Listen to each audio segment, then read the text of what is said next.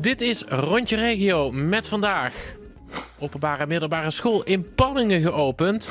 Dit is deze week de week van lezen en schrijven. Maar we gaan eerst naar het kerkhof in Roermond. De begraafplaats nabij de Kapelle in Zand is in gebruik geweest tot 1948.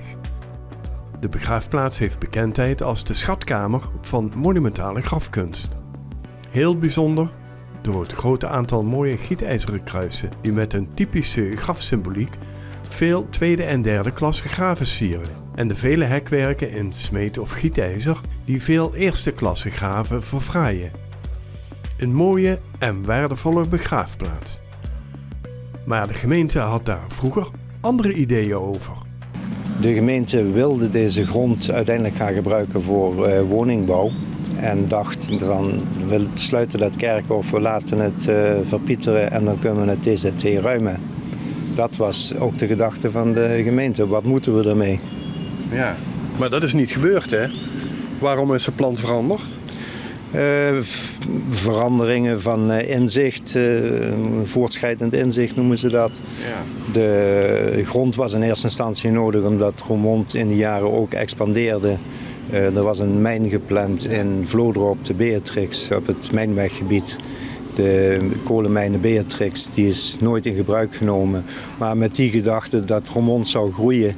En Roermond wilde de grond voor woningbouw gebruiken uiteindelijk. Ja. Dus dat is in de 60er jaren heeft zich dat, begin 60er jaren heeft zich dat afgespeeld. En uiteindelijk is dat er nooit van gekomen, maar ze hebben toen de begraafplaats was gesloten. Er werd niet meer begraven, heel incidenteel in een familiegraf, maar verder niet. En ze deden niks meer aan onderhoud en ze lieten de boel. En het was hier uiteindelijk een grote overwoekerde puinhoop. De boel was dermate verslechterd en in verval geraakt, dat doordat de gemeente daar totaal niet meer naar omkeek. En de stichting Oude Kerkhof Roermond, die is dus in 1996 opgericht door een groepje bezorgde Roermondenaren. Die vonden dat zonde dat de boel zou verdwijnen. En hebben een stichting opgericht met als doel instandhouding van de oude begraafplaats. We hebben afgelopen weekend een jubileumweekend gehad. Die middag wilden we ook muzikaal opluisteren.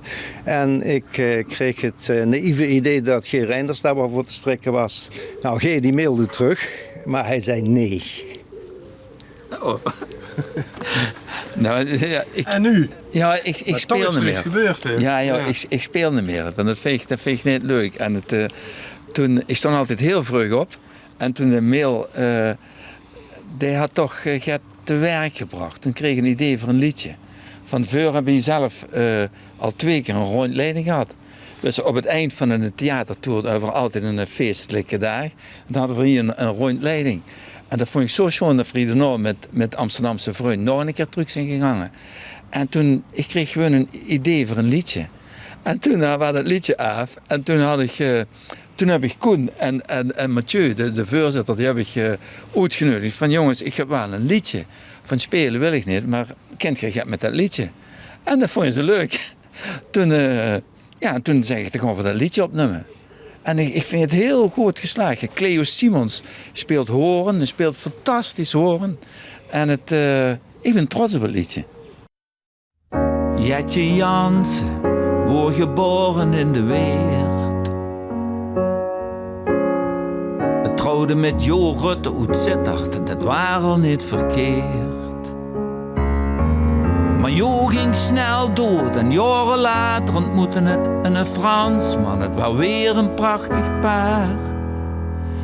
Jet ligt nu begraven als Comtesse Henriette Giraud de Rochechouart. Neem eens ontsnapt aan de dood. Niet de slimste vrouw, niet de grootste maloot, niet de ziekste freule, niet de ärmste kloot. Neem eens ontsnapt aan de dood.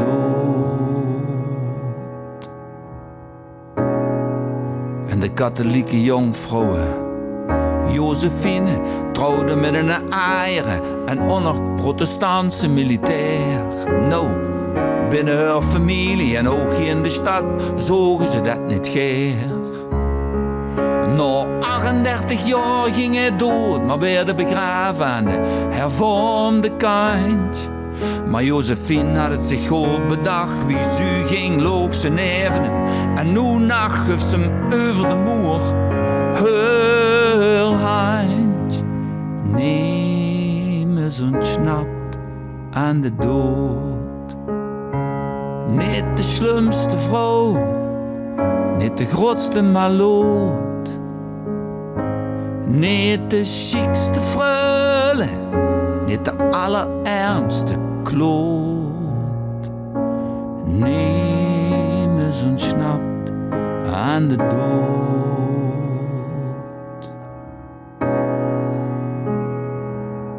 En een lang leven is natuurlijk een hele gunst. Maar als ik hier om me heen kijk, is afschied in vrede dan niet de allergrootste kunst. Want neem eens ontsnapt aan de dood. Het is geen kwestie van centen, het is geen kwestie van moed. Het geldt voor iedereen van vlees en bloed. Neem eens ontsnapt aan de dood. Neem eens ontsnapt aan de dood.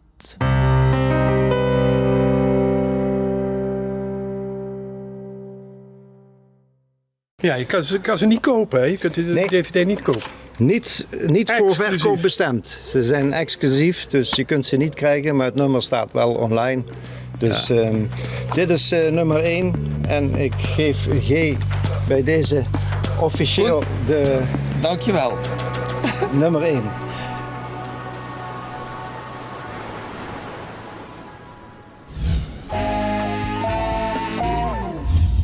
Het is de eerste schooldag van het nieuwe schooljaar, maar ook de eerste schooldag van de nieuwste school van Peel en Maas.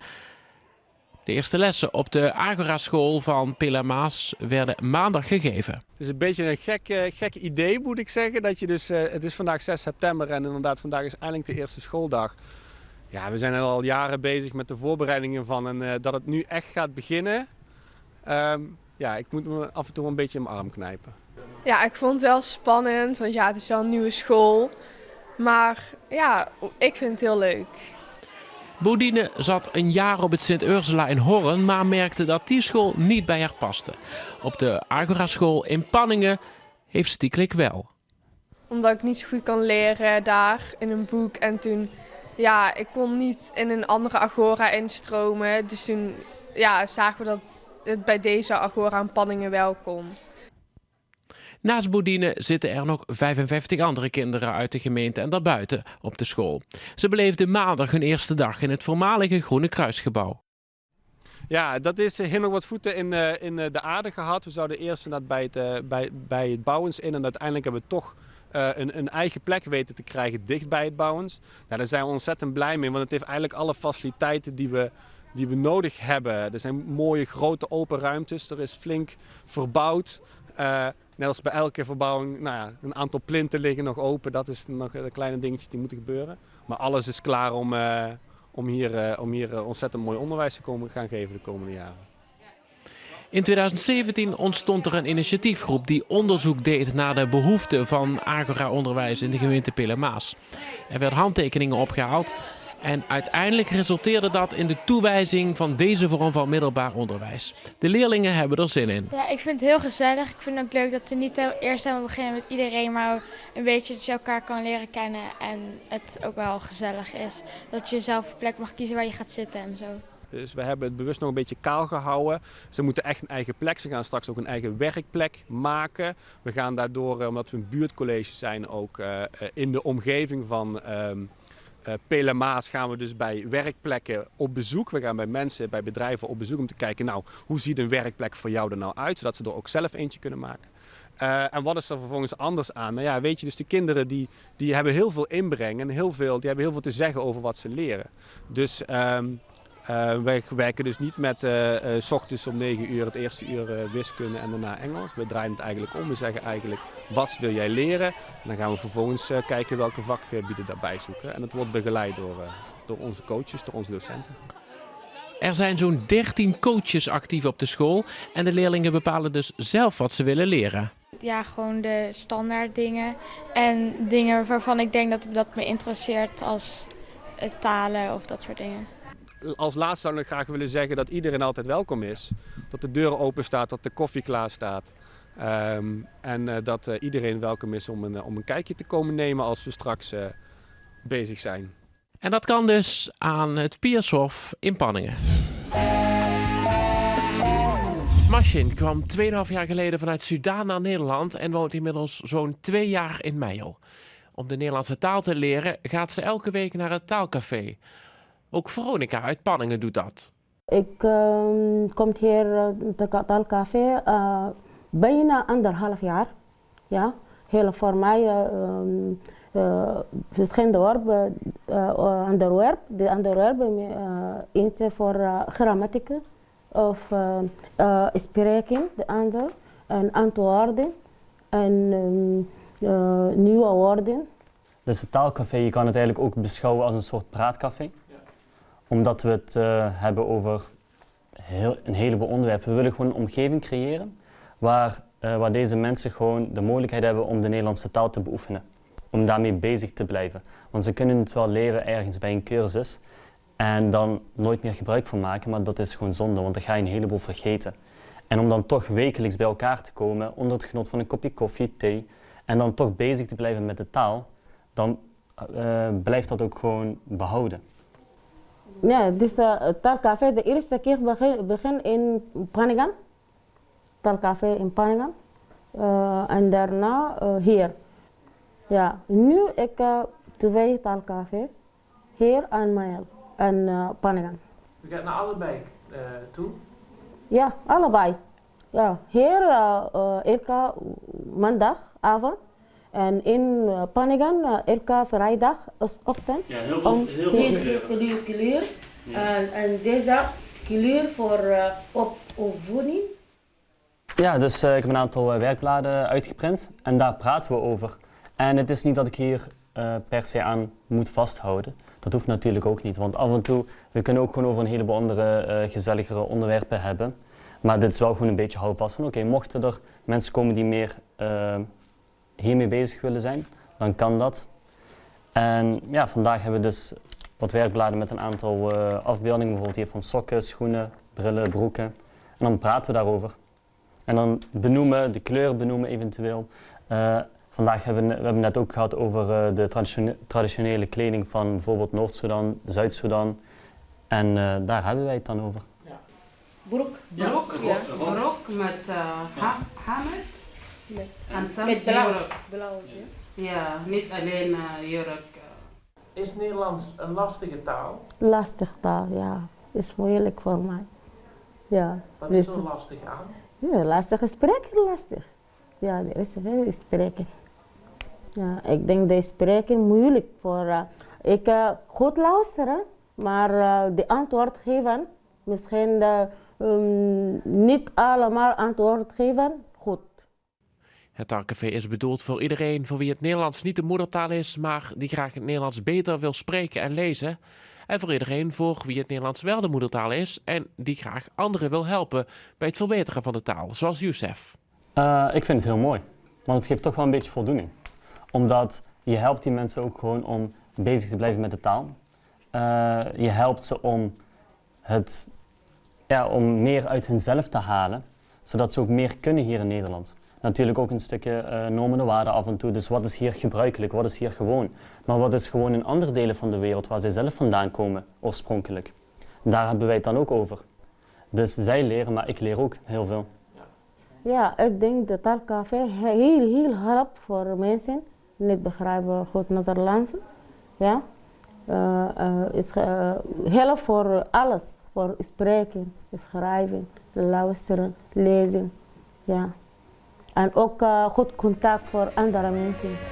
Dat was het Rondje Regio voor deze week. Bedankt voor het kijken, fijn weekend en tot volgende week.